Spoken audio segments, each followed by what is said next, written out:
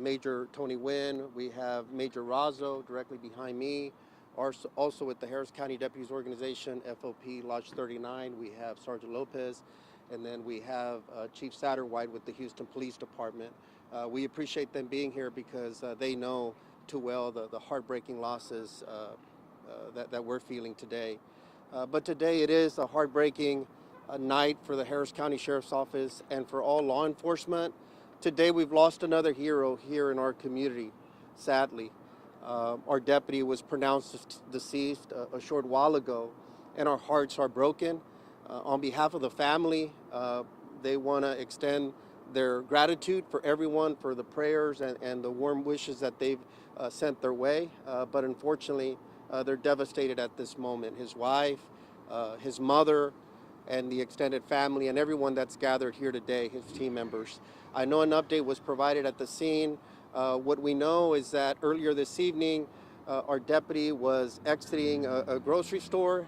He was off duty with his wife, and as they were moving their shopping cart, the preliminary information we have is that he on-viewed some type of a burglary of a motor vehicle, possibly a catalytic converter that was being stolen. We're not sure. Those details are still being investigated. But he intervened. He intervened to try to stop a crime. And when he did, he was confronted by 2 or 3 males, 3 suspects. One retrieved a pistol. He was able to grab the pistol. There was a little bit of a struggle, and he retrieved his pistol. Gunfire was exchanged. He was struck, but he was also able to strike 2 people himself. Again, and really a hero, because as all this was unfolded, he had the piece of the mindset to make sure he was protecting his wife. He told his wife to run, to get away from danger, as he put himself in harm's way to protect the rest of the community and to try to stop a crime. So he did what he did best. He was out there fighting crime. Deputy Almendarez is a 23-year veteran of our agency, most recently assigned to our auto theft division. He's approximately 51 years old.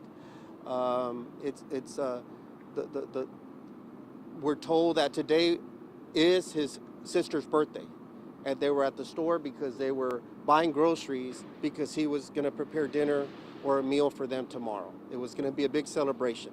He was cleaning up the house. He was very happy. He was working tirelessly today to get preparation for that. And then we had him obviously tragically gunned down. It's just tragic. We're tired of this crime in our community. We're tired that people aren't even safe to go out to the grocery store. This is a cop. This is a cop that's just out with his family. It could be any one of us, and it happened to be him. That's unacceptable. We've said it time and time again, and I just don't know what else to say. I mean, we're just heartbroken. We understand there's possibly a 3rd individual that's on the run. Our team is working right now in real time along with HPD and other partners to try to identify and locate who that individual is. But for the immediate moment, we're here to just support the family, to support one another. Our hearts are heavy. It's just devastating having to break this news to the mother, to the family members, see him so distraught. And again, Almendarez was a fighter. I mean, he was a warrior in every sense of the word. I'm told that early in life, in his young adulthood, he was working at a fast food restaurant for a bit moment. I'm told he was even homeless. He was trying to make ends meet when he was a young man, but he had that fire, that grit to do something, and he committed his life to public service and to be a law enforcement officer, to be a deputy, to be a Harris County Sheriff's Office deputy. So today we've lost a great one once again, and so our hearts are devastated. So I want to ask Sergeant Lopez to give a few words on behalf of the deputies organization and our deputies. Yeah. And thank you. We'd like to say that our hearts are also very saddened by the chain of events that transpired today. We'd like to say that he was a good man. A lot of us knew him personally. We want to say that today we lost a brother in blue. We lost a father, a son, and a great family member to all of his. We'd also like to say that he was very well liked and respected within our department. And we would like for the public to keep him and his family in your prayers. Thank you. Thank you, Sheriff. Thank you. And next I'll have Chief Satterwhite. Chief Finner's out of town at the moment, but Chief Satterwhite's here. They're always with us. We're always with them as well. And so, Chief, if you want to give some words. Thanks, Sheriff. So I've already spoken with Mayor Sylvester Turner and to Chief Troy Finner, and had to give them the really bad news. Mayor Turner and Chief Finner and the entire Houston Police Department, our hearts are breaking for our brothers and sisters in Harris County and all of our law enforcement family here, and for the deputy's family that is got the most horrible news tonight, to find out that they lost one of their family icon, one of their leaders, and we've all lost a hero. I mean, that's what he was. He was a hero. He's out there trying to make a difference like all law enforcement is trying to do. And sadly, we've just been here too much. We're just having too many of these things happen, and the violence is has to stop. So for us tonight, it's going to be about how we can support Sheriff Gonzalez and his team and the family and make a difference and bring to justice anybody else that might have been involved in this, because we're going to work collaboratively with them in the investigation and help every way we can to try to make the public safe and to get any bad guy that is involved in this off the street. And then beyond that, we're just going to be there for them. Thank you. Thank you, Chief. So at this moment, again, our prayers are for comfort for the family. We hope that justice is served to the fullest extent of the law. I have been in contact with DA Ogg, with Judge Hidalgo, Commissioner Garcia, and others that have reached out, along with city leaders as well and others that, everyone rallying together in support of this fallen hero. And we want to make sure that we're putting a stop to violent crime in our community. We've said it often, everyone's doing their best, but that's not enough. We've got to make sure that every part of the system is doing their job, that they're being held accountable. If not, I don't know what else we could do, but we just need accountability at all levels and make sure that this doesn't happen again. This is happening far too often in our country. I know some other officers that were ambushed in other parts of the country, I think earlier this week, if I'm not mistaken. But it's just simply unacceptable. If a hero is not safe in their own community, then the general public is not, and we're not going to tolerate that. There's still good people out there. There's still good people out there that are going to hold the line, and we're going to continue to fight till the very end to make sure that our county and our communities are safe. Briefly in Spanish, and then I'll answer a few questions. Brevemente en español. Esta tarde perdimos un héroe. Al Deputy Almendares, de 51 años de edad. Ha estado con nuestra agencia por más de parece que 23 años.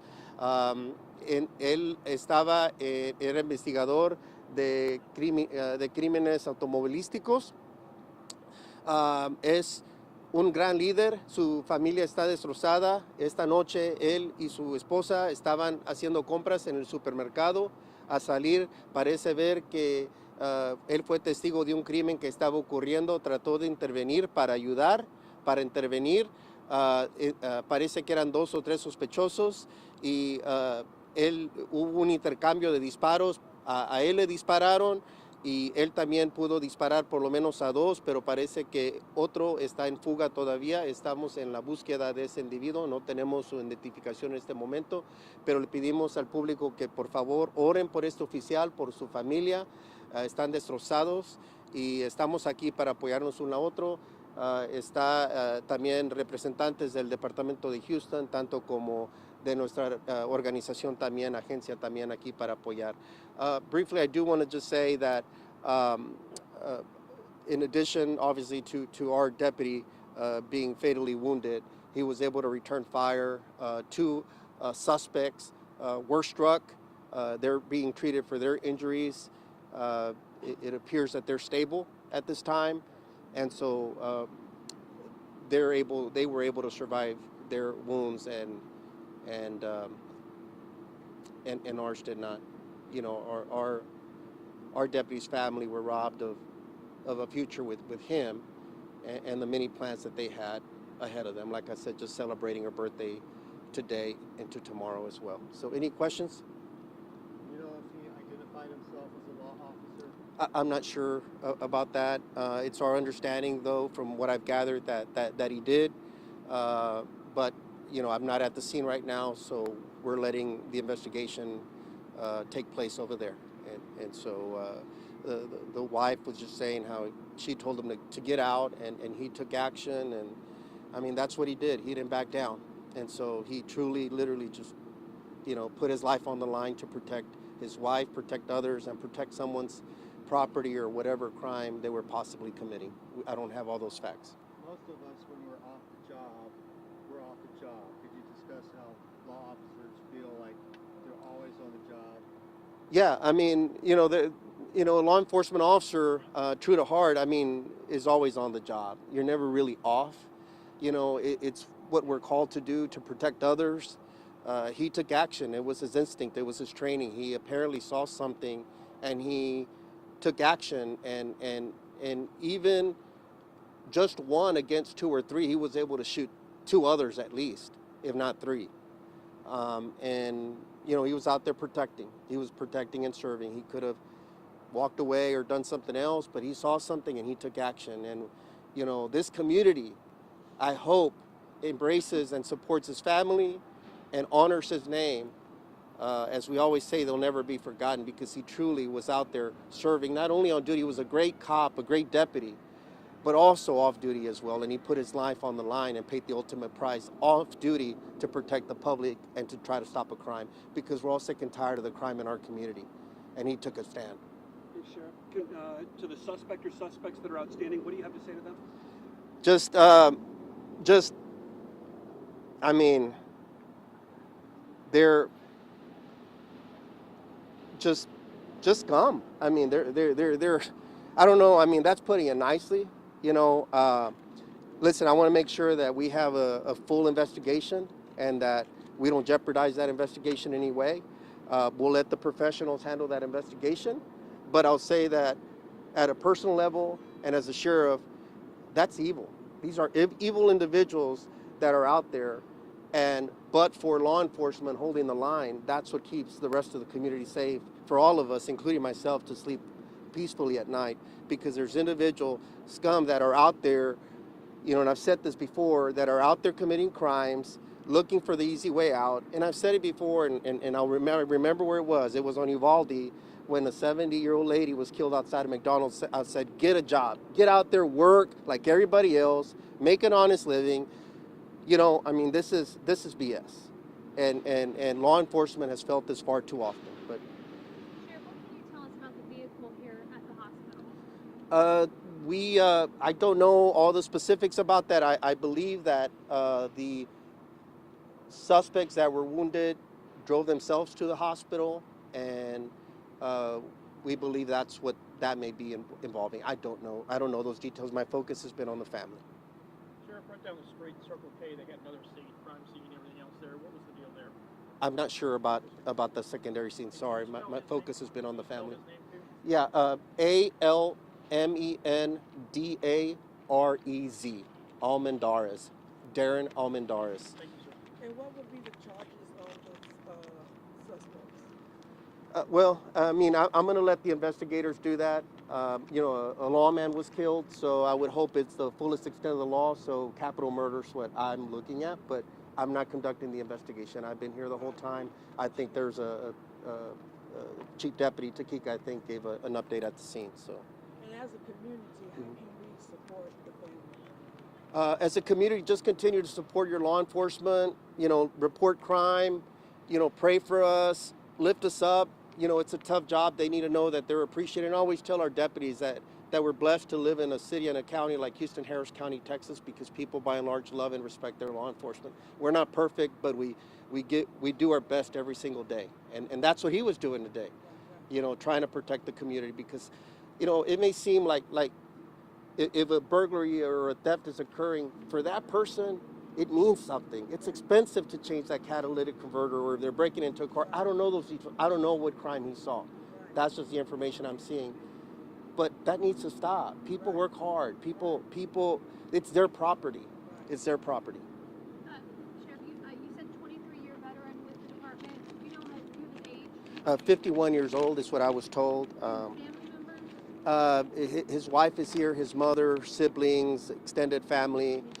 I believe he's got two from a previous marriage. I'm not sure. Yeah, and then his wife has children as well. I don't know. They have a large family. They're all devastated, completely devastated. They're just and then the added trauma that she witnessed or viewed, kind of what transpired. You know, typically that doesn't happen in these type of situations, but. She saw it all go down. As far as I know, I haven't talked to her about the specific details other than just very general, but she was there when it happened and saw him step up into the danger and to try to have the piece, the I can't even think straight, but just the frame of mind or whatever to tell her to get away, to run, because he foresaw that something was about to go down. And just to make sure we have it right, Darren, D-A-R-R-E-N. Yes, I believe it's D-A-R-R-E-N is what I'm, yeah. M-E-N-D-A-R-E-C. Yes, we'll confirm here shortly, but that's what I was told. Is this something that sadly we're gonna see more of because there's so many guns on the street? We just have bad people. I think at the end of the day, that's what it is. I just think we have some bad actors out there. We see evil all the time. And I mean, we've been in this business for a long time, and we see the type of characters that are out there. And we see repeat offenders over and over. And it's not uncommon that these are not first-time offenders. And I'd be surprised if these individuals are first-time offenders doing this. And so again, I don't want to pass judgment because again, I want to let the process work its way out, and I don't want to get ahead of the investigation. But I hope God continues to bless our law enforcement officers that are out there suiting up tonight and will protect us tonight and every day. Any final questions? If not, thank you all very much. Thank you. We'll provide any updates or any new developments on the search for the third suspect tomorrow. Will the escort happen shortly? Huh? The escort? Yeah, we'll be providing an escort to the Harris County Institute of Forensic Sciences within the hour, probably. In a photo of him? Probably not tonight, but probably first thing in the morning. Sheriff, sorry for your loss. Thank you all so much. Thank you. My heartfelt condolences to Thank you. the entire department.